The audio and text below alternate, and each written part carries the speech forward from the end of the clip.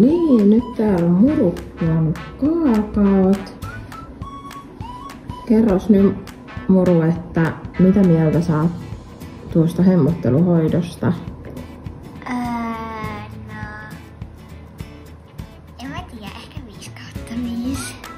Mikäs oli paras osuus? No ehkä kun sä hieroit mun jalkapohjia. Noniin. Eli hyvä oli.